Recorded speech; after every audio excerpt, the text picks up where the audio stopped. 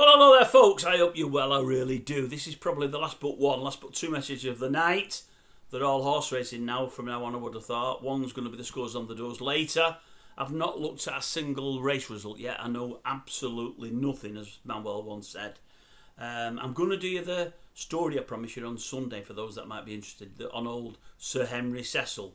I've got a story for you that some of you may have read many a year ago, may have read it recently like I did, may never have read it at all. If you like Sir Henry like I did, I think you'll love it. It just means me putting the bins on and getting a bit closer to the screen, so for that I'll apologise in advance. But before I read that, before I go any further, just an update on Zorro. I got a message off him this morning, early on today, saying the racing looks dire tomorrow, and again ground issues, he doesn't think he'll have any for tomorrow, but the day after is looking like a really busy day. That was earlier. I've not looked at my emails since. If I know him, he'll have found some picks. There'll be some in there tonight, but maybe they won't. He said it's looking dodgy for tomorrow. He said that about a week ago and had about 9 or 10 picks, and people were complaining, saying first he says there's going to be none, then there's going to be some. I think just because he's got a platform here for me to give them out, I don't mean a platform, I don't mean it in any dodgy way. I think he wants to try to get some of your winners and get some of you into a few quid. And I think he's picking horses when he doesn't need to. Now, some of his horses may have gone in today. I've genuinely not seen a single result. And we're on about 6:30 already, or nearly 6:30, I think it is. But I know before the picks he gave out yesterday for today, he said there was ground issues and he wasn't sure about giving them out on small stakes.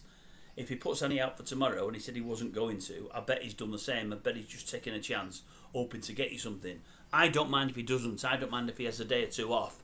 And when he's happy with the ground and happy with the horses, he comes back all guns blazing. I won't mind that at all, folks. I would rather him do that than give your horses that he's not over keen on himself and you're outlaying any of your money and you're losing money. I would rather you be, if you're going to lose money, at least be losing it when he thinks he's got better chances. That's only what I would suggest to him. All I'm saying to him, I'm not going to pop at him, I'm just saying you don't need to send them if you're not 100% happy with them. I don't mind, and the followers on here won't mind. They'll be happy to look at them whenever they come through, so no pressure on you there whatsoever. Right, the Sir Henry Cecil one, I'm going to put the bins on for this, and I'll read you this. Now, I won't do justice to this.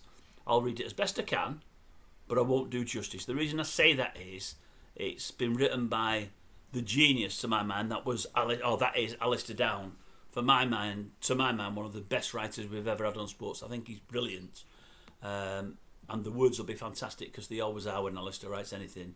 As I say, I won't do it justice, but I'll do my best. If you like Sir Henry, like I did, I think you'll like the story. I gave you that one out on Sporting Life a week or two ago. This is much better, but it's going to be because it's more involved. There's more to it, but also because Alastair Downs wrote it, so it's going to be a better story. I once met Alastair Downs' boss a few years ago. I was very lucky to spend an hour with him.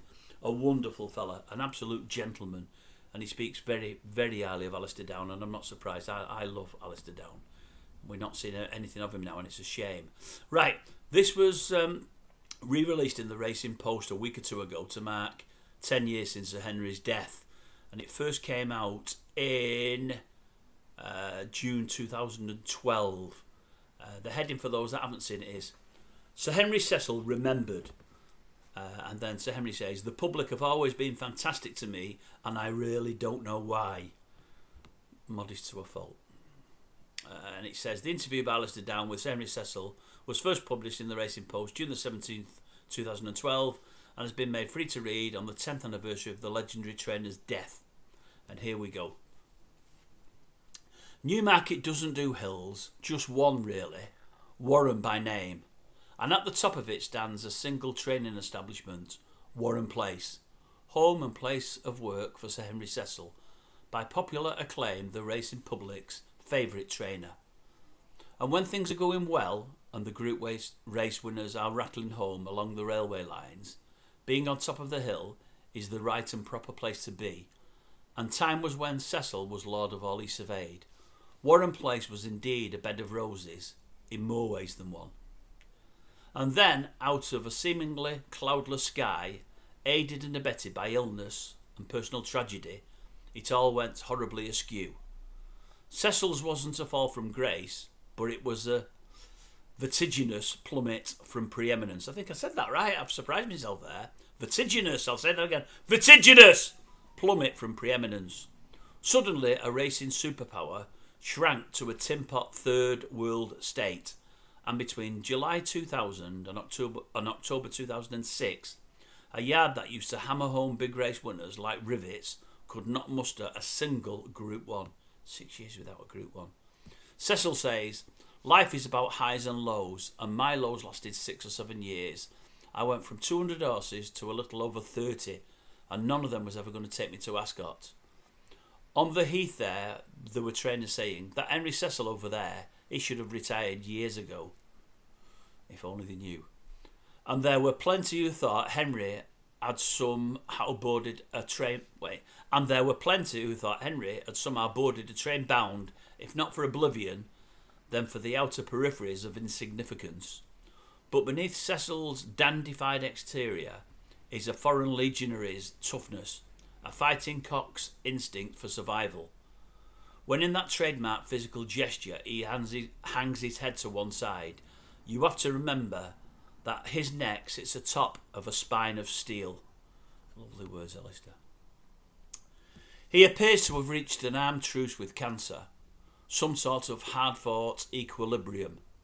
But the death in 2000 of his twin brother David is a hurt that can never be truly healed. The old adage, there is no secret so close as that between a rider and his horse, would be only true if the world held no twins.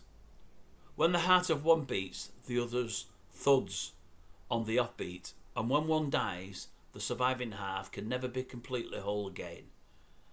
Cecil recalls, it was at about my lowest point that Jane came into my life, and I could never overstate what she has done. And of course I have children, and they all needed me not to be a pathetic wreck. It got so bad that I was dragging myself out of bed in the morning. I was never not working, but the horses I was training were hardly inspirational. My PR skills were useless, and frankly, I didn't really want to be seen. When things are going well, year after year, you take things for granted. You get complacent and expect another good season by right. Then suddenly you take a look and you find that you are 178th on the trainers list. I am not clever, and anyone will tell you I have no common sense, but I have always had a certain amount of pride. And did he realise during those stagnant days adrift in the doldrums that beyond the walls of Warren Place there was a racing public aching for him to be back in the big time? He pauses for thought and says, the public's reaction when I started to be successful again was very moving and still is. They have always been so fantastic to me, and I really don't know why. As a rule, the public can get a look around Warren Place and its famous garden when Cecil stages his annual open day in aid of charity. But this year, with all the buzz surrounding Frankel, an invasion of around 3,000 people would have raised complex security issues. Cecil's garden is very special, although he poo-poos the popular notion that he is some guru of the rose-growing world. I buy roses and appreciate them, but that doesn't make me an expert, he says. Just as someone who enjoys a plate of the finest roast beef is not an authority on cattle. But he is rightly proud of Warren Place's immaculate surroundings, which contain some genuine rarities, including the famous mummy's peas, which are descended from peas discovered in the tomb of Tutankhamun, and a woolly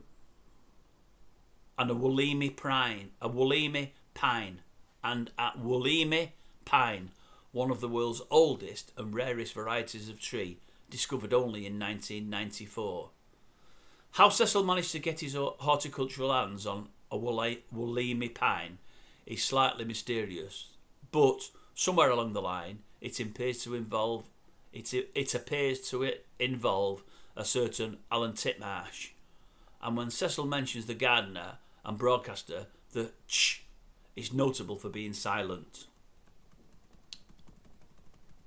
You can contrast that silence with the roar that will greet Frankel at Ascot on Tuesday if he can send the royal meeting stratospheric by winning the opening Queen Anne Stakes. Ever since Frankel stormed home on his seasonal return in the Lockinge, Cecil has not been short of advice on his horse's future programme, which according to some should range from the July Cup to the Breeders' Cup, taken in every trip along the way, plus igniting the flame for the Olympic opening ceremony. Cecil is too sage to sigh, but he chooses his words with care and says, Frankel is quite a complicated person, and I have got to know him very well.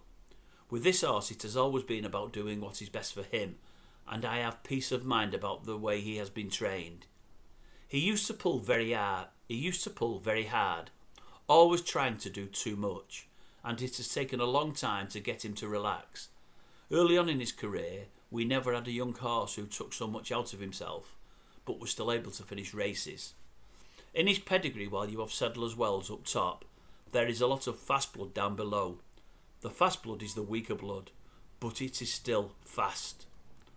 I am looking forward to running him over 1.25 miles, but I don't want to do it at eclipse time, and that is one of the reasons we will go to York. I know it is an extra half furlong, but Sandown is a much stiffer track. And then Henry, slightly exasperated, as if to scratch a slightly annoying itch, adds, People keep banging on and say, why don't we run him in races against... People keep banging on and asking why we run him in races against inferior opposition. There are several answers, including the fact that any race you run a horse in, you want to win. And you would be mad to say you were not going to run in a particular Group 1 race because it was too easy.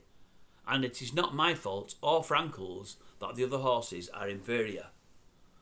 I would say Camelot is a good horse, although it is possible that the opposition among 3-year-olds is not particularly strong. Wouldn't it be lovely to see Frankel and Camelot raced against each other?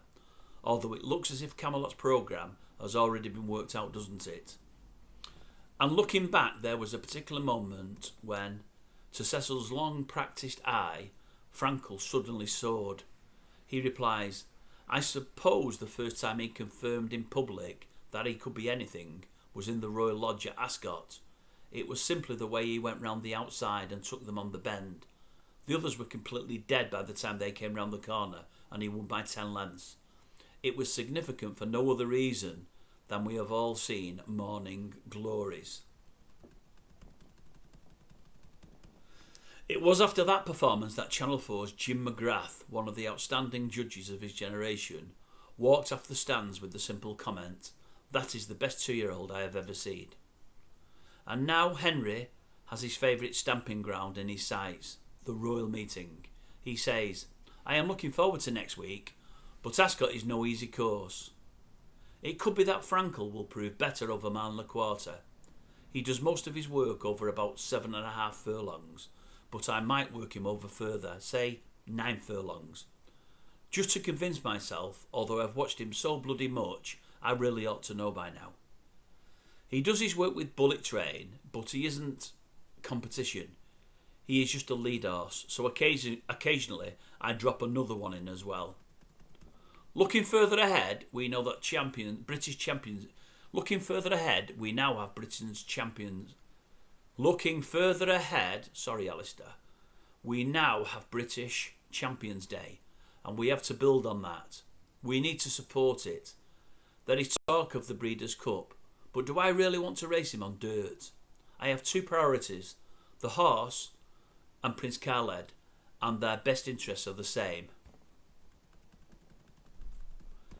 Depending how Frankel fares in his owner's Juddmonte International at York, Cecil will have the choice of another Queen Elizabeth II Stakes or the Champion Stakes itself at Ascot in October. Watching Frankel, you are convinced he would have the speed to win a July Cup, but Cecil has spent endless hours teaching the horse to burn his fuse slowly. So why suddenly give him a hair trigger again, simply for the sake of showing him off for a little over a minute? Frankel is all about power, and with power comes responsibility. How after Frankel's unforgettable blitz in the 2000 Guineas he was ever made amenable to restraint again is both a mystery and a testament to Cecil's ability to get inside a horse's head. And it is abundantly clear that a strong bond has developed between Cecil and Khaled Abdullah, whose loyalty to his trainer never wavered through those years that the wolves howled at the gate of Warren Place. Henry says, "The Prince has been a very good friend to me and helped me on so many occasions. It was he who sent me off to the Mayo Clinic in America when I was ill. He is quiet and generous-spirited, but he doesn't suffer fools, so goodness only knows why he suffers me. I think everyone knows that I adore Twice Over, who is now in his 6th season here. He has made me appreciate how dreadful it must be for jumps people when something happens to a horse they have had for years. It must be heartbreaking. I get the feeling that the Prince may have received a good offer for Twice Over during the winter, but he knew there would be a tear in my eye if ever I saw him leave. And one day he rang Teddy Grimthorpe and told me that Twice Over would stay in training. That says a great deal about the man. And of course I get attached to horses. Old Adjan has been here forever, and although he is only a handicapper, he has become special. He is a Niarchos horse, and Maria Niarchos is someone who has been incredibly loyal to me. But Juddmonte has been a lovely organisation to work for, and that comes from the top. As long as the Prince has horses, I will go on training and continue to do my best for him. But if, for some unforeseeable reason, he ever stopped owning horses, I don't think I would want to be training anymore. Cecil and I end our meeting with a tour of the garden, partly because he wants to show it off in the best sense of the word, but also because outdoors he can sneak a cigarette. At 69 and having passed through a fire or two, the ludicrous glamour of youth now has a bit of mileage on it, but like some vintage Bentley Continental, he remains a thing of impeccable style. Henry loves quality above everything, be it in horses, clothes, gardens, or people. Many years ago when he set new records, seemed invincible and carried the world of the flat before him, his success seemed almost effortless, although nothing of that order of magnitude is ever built without a deal of graft underpinning the genius. And of course Warren Place is his fiefdom, from where his flag flew after those innumerable Group 1s. Then for a grim count of seasons it all went to ashes, and the house on the hill must have become his prison. Nothing is more remarkable about this complex, flawed, and fabulously talented horseman than that he nailed the lie inherent in the horrible old cynic's adage, "They never come back." And if you can't warm to his triumph second time around, then there is something wrong with you. 2 days after this interview was published, Frankel won the Queen Anne Stakes by 11 lengths and fulfilled Sir Henry's plans for him, with an imperious success in the Juddmonte International before signing off his 14-race unbeaten career in the Quipco Champion Stakes. Now, I hope you've enjoyed that, folks. I'm really sorry that I never did it the justice it deserved. Alastair Down is a wonderful writer. I'm not a wonderful reader, I do apologise. But I thought it was a story worth sharing. I loved it. I've read it twice and I hope you liked it too. If you want to read it you had it in its entirety, but if you want to read it how it was written and get the most from it, go on the Racing Post website and type in the search part Sir Henry Cecil, and a number of articles come up and you'll find that in there. There's a funny one from Michael Stout about Henry Cecil and about Michael Stout's daughter. It turns out Sir Henry was Michael Stout's daughter's young child's godparent. I never knew that, but the story of how it happened is rather funny. So if you don't know that one, go and have a look at that. So as I say, Racing Post website, type in Sir Henry Cecil, that will come up. I hope I did it a sort of justice, but I wish I'd have done it better. Sir Henry deserved the best. He didn't get it from me, but I did the best I could. We can't do more than that, can we? That's all we can do.